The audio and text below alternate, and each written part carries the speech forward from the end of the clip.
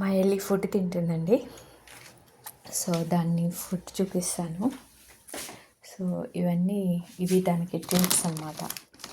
బాత్రూమ్కి అట్లకి వెళ్ళి నాకు వచ్చినాక ట్రీట్స్ ఇవ్వాలి. సో ఇవన్నీ వెట్ ఫుడ్ అండ్ ఇది డ్రై ఫుడ్ ఉంటుంది.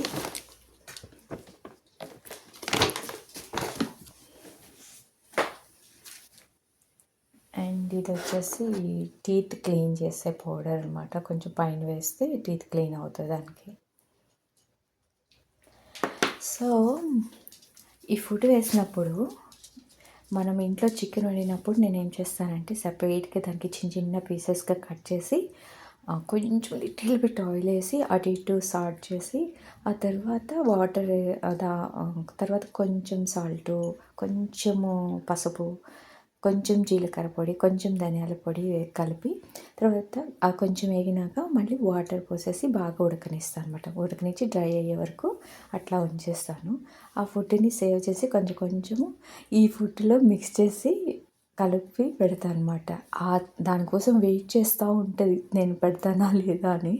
అది నేను మిక్స్ చేసి పెడతా. అది ఏం చేస్తుందో చూడండి, ఏరుకొని ఆ ముక్కలు ఎక్కడున్నాయో చూసుకుంటూ తింటుంది అనమాట. ఆ తర్వాత కొంత వదిలేస్తుంది. అట్లా మళ్ళీ పెట్టలేదనుకోండి ఒక డే అంతా మన కోసం ఆ ఫుడ్ కోసం వెయిట్ చేస్తుంది, ఫైట్ చేస్తుంది అనమాట, నిరాహార దీక్షలాగా.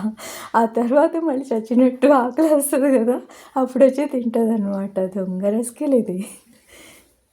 ఎలి ఎమ్మీ ఎమ్మీ ఓ యు లైక్ ఇట్. ఇంకా ఎక్కడెక్కడ ఉన్నాయో ఏరుకొని తింటుంది చికెన్ ముక్కల్ని.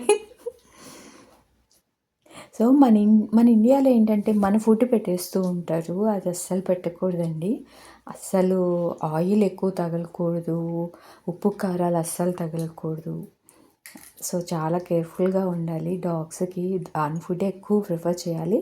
మనమే పెడితే కనుక చాలా లైట్గా సాల్ట్ లైట్గా అనమాట, కొంచెం వేసామా వేయలేదా అన్నట్టుగా వేసి పెట్టాలి, కుక్ చేసి పెట్టాలి.